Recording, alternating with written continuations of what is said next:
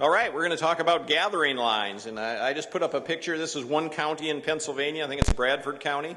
On the left is the number of wells they had in Bradford County in 2008, and on the right is what they had in October 2012. So you can see how the drilling boom in Pennsylvania has put all these wells in. Eventually, all those wells have to be connected to pipelines somehow or another, which is the gathering line system that we heard a little bit about this morning. Most all of those rural gathering lines that will connect those wells are in places like Pennsylvania completely and totally unregulated. And as we heard from Mr. Brownstein this morning, there's not even maps of them, so we don't even know where they are or what the effects are. So that's kind of the issue in a one-second thing. We're going to move right into our panel. And first up is going to be Bill Rao, who is from Moab, Utah. And there was a whole bunch of gathering line issues that started springing up in Moab that we caught wind of a couple of years ago. And that's one of my favorite parts of the country, that canyon country down there. And when I started seeing pipelines dumping oil out in the middle of nowhere, we started looking into it a little more. And Bill's going to paint that picture for us. If I can find his thing, there it is. You're up. Thank you for being. Bill's with the Canyon Country Coalition for Pipeline Safety and the Sierra Club also. Right. Can I push this one? The up and down buttons. Okay. Thank you very much, Carl. Two themes this afternoon. The first is the situation of an unregulated natural gas pipeline in rural Utah. And the second will be the experience of citizen activists in monitoring construction of that pipeline and interacting with the Bureau of Land Management, which had approved construction of the pipeline and the leasing of the land.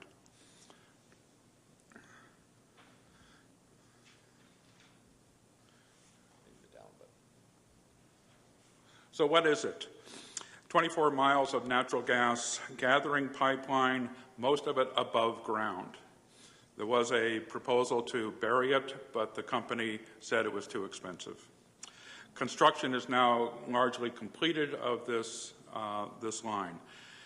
25 miles of gathering lines linking wells with the pipeline. The construction is just beginning now.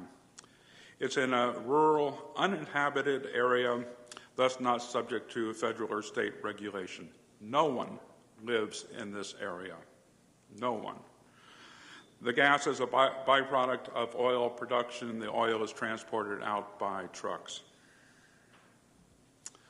Why the pipeline? Expanding oil production. There are now 19 wells. The prospect is for a total of 77 wells. Perhaps nothing compared to Bedford County, Pennsylvania, but a lot for this particular area. The wells had been flaring the natural gas. It exceeded state standards, so there was pressure on the company to stop the flaring, which meant the pipeline became the best alternative. Late in 2013, the Bureau of Land Management, BLM, approved construction of what was named the Dead Horse Lateral Pipeline. Dead Horse is an area in this particular region where the pipeline begins. Construction began in December 2013. So where is it? Southeastern Utah, near Moab, Utah. Look a bit closer. To the south is Canyonlands National Park. To the east is Arches National Park. To the southeast is Moab, the town of Moab. And more specifically, that's the general route from a state park, just north of a state park, to just north of the local airport. The pipeline's in a unique landscape. This is a portion that was being buried. It borders Canyonlands National Park. It's visible from Arches National Park.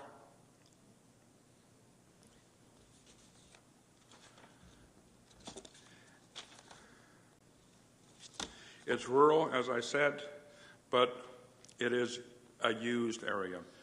The area gets 500,000 visitors every year, tourism and locals who go out and recreate.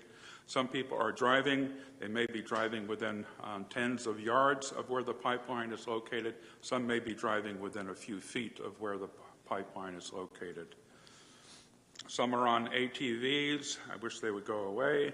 Some are out hiking, camping, horseback riding, taking photographs, and whatever. The local terrain is a combination of rock outcroppings, very sandy, loose soil in spots.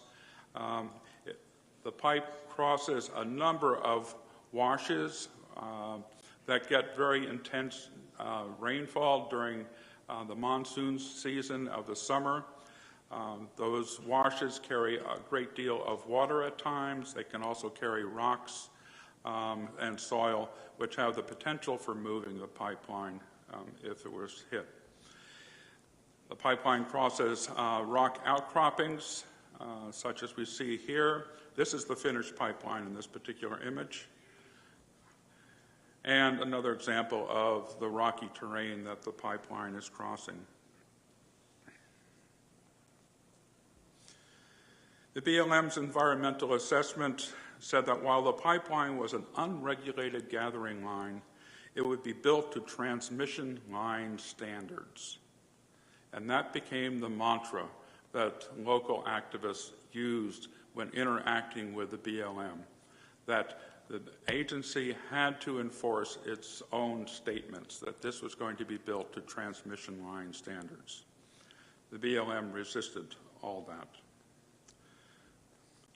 So,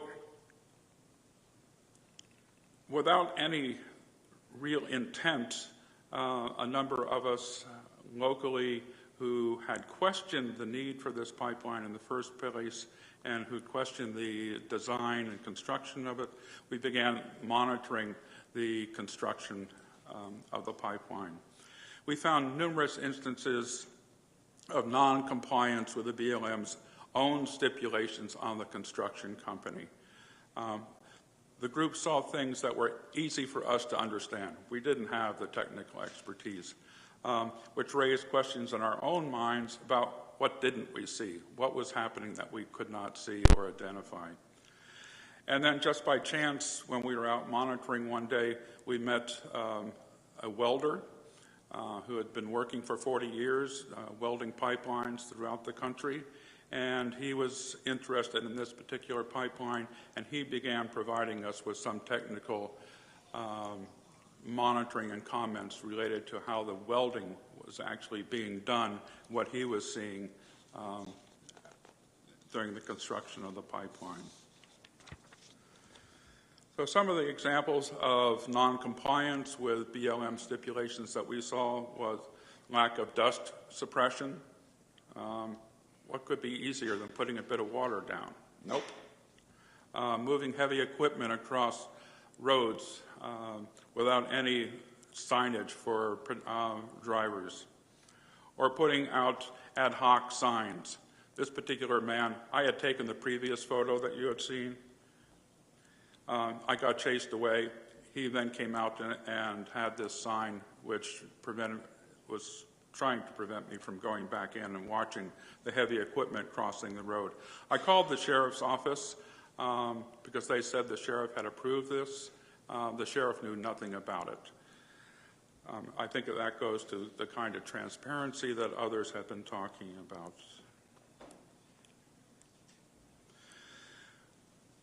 As we monitored what was going on, we took our concerns to the BLM. Initially, it was through emails, photographs, some of which you've seen here, phone calls to BLM staff, and so on. Our focus was on public safety implications of what was happening and the long-term presence of the pipeline in the area with heavy visitor traffic.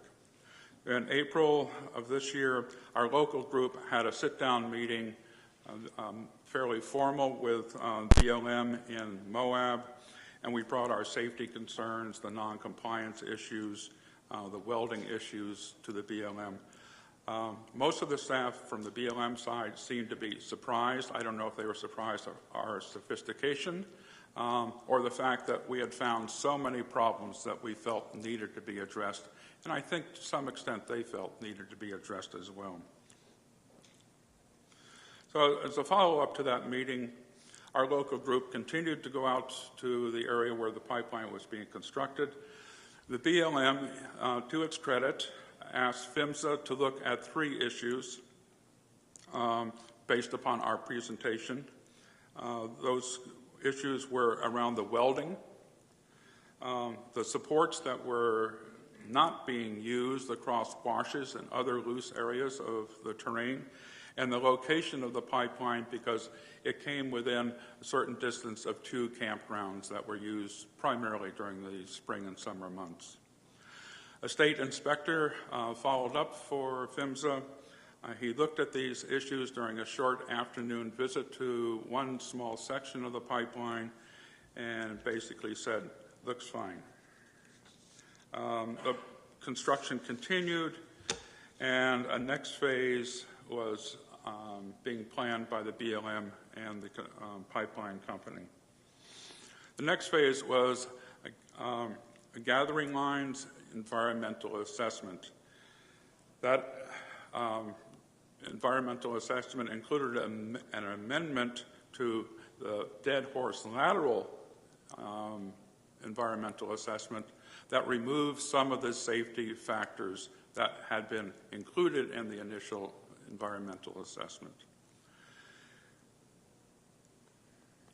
The environmental assessment from the BLM dismissed calls from our group, from the Sierra Club, from another regional environmental group for an environmental impact statement, an analysis that would be much more thorough about the overall impact of this pipeline and the oil industry there.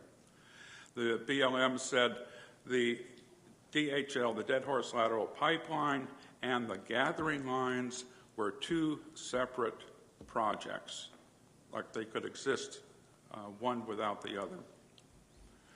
This new gathering lines EA makes only generic provision for emergency situations. As far as I know, and we have inquired with local first responders, they have not been in touch by either the BLM or the company running owning the line. But there has been increased media attention, some of it coming from the local newspapers and radio stations, some of it from Utah newspapers. There have been a couple regional articles as well. So things are moving along. Where am I here?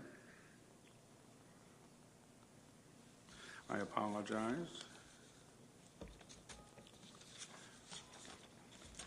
Since the environmental assessment was issued for the gathering lines, several things have happened over the last month, which are not directly incorporated here.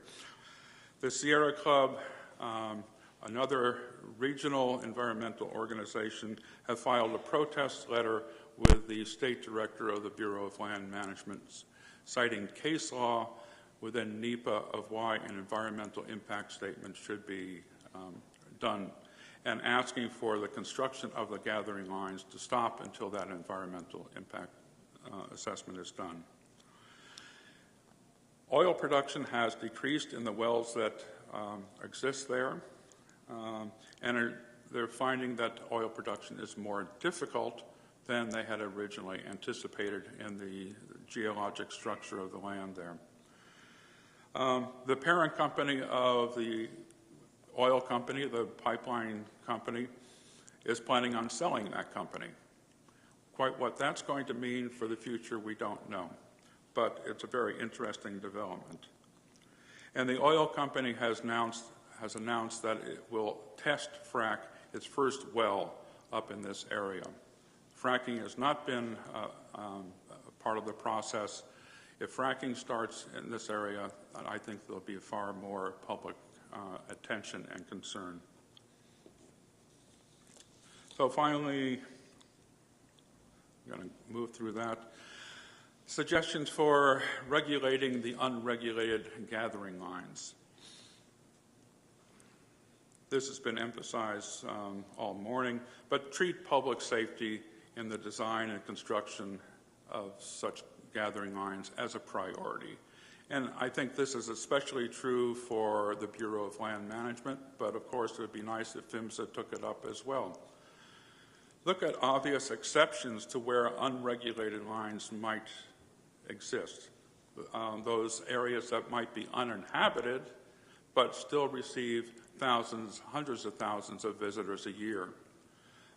Unique landscapes, such as around Canyonlands National Park, Arches National Park, and unique terrain, as we saw in some of the images, the pipeline laying on top of rock, crossing washes, and so on. Require pipeline operators to provide first responder training with adequate equipment. And finally, make welding, X-ray, and inspection data available to the public during construction, not some vague time well after construction has been completed. So one final thought. This is how the BLM expects people to stay away from their unregulated pipelines. Thank you very much. Thank you.